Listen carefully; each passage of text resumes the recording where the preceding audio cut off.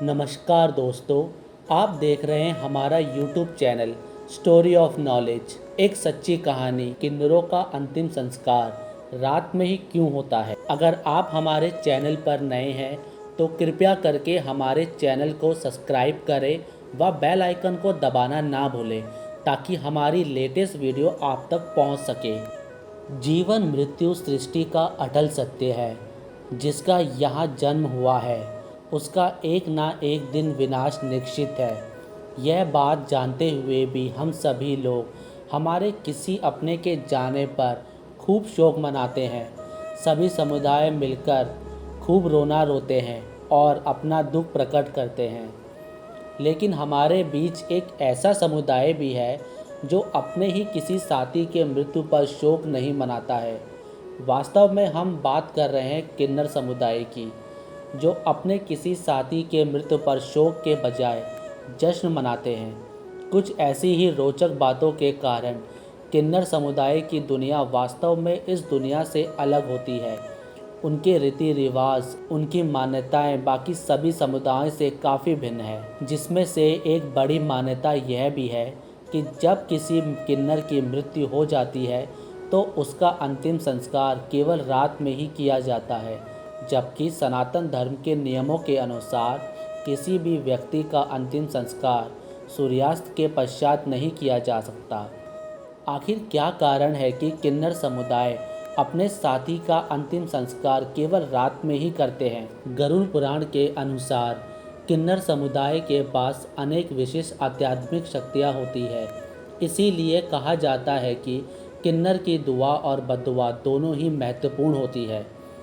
यही कारण है कि किन्नर को अपनी मृत्यु का आभास पहले ही हो जाता है, यानी कि एक किन्नर को पहले ही मालूम चल जाता है कि अब शायद उसका अंतिम दिन आने वाला है। जब उन्हें इस बात का आभास होने लगता है तब वह बाहर आना जाना बंद कर देता है। वास्तव में किन्नर प्रार्थना करते हैं कि जल्दी उसे मृत्यु प्राप्त हो जाए।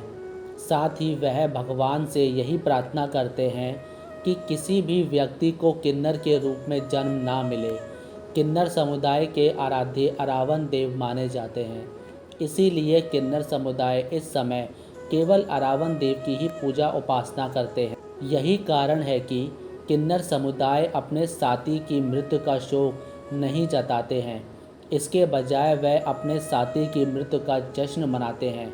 भगवान से प्रार्थना करते हैं कि अगले जन्म में इस आत्मा को एक सशक्त मनुष्य के रूप में जन्म मिले और यह भी समाज के अन्य लोगों की तरह एक सामान्य जीवन जी सके। इसके अलावा एक किन्नर को जब किसी किन्नर की मृत्यु हो जाती है तो आसपास के सभी लोगों को पहले ही सूचित कर दिया जाता है कि एक किन्नर की मृत्यु हो गई है, इसीलिए उसका अंतिम संस्कार किया जाना है।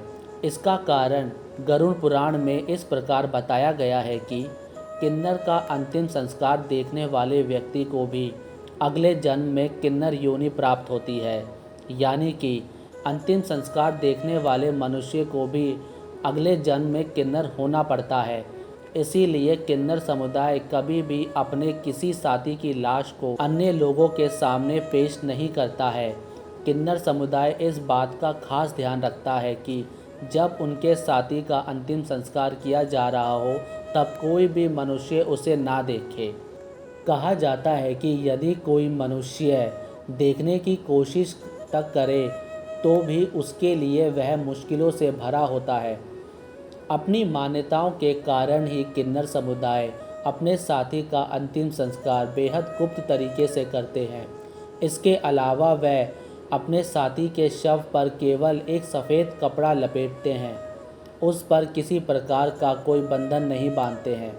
इसके पीछे यह मान्यता है कि किन्नर योनि में उनसे खूब बंधनों का और प्रताड़ना का सामना किया गया है।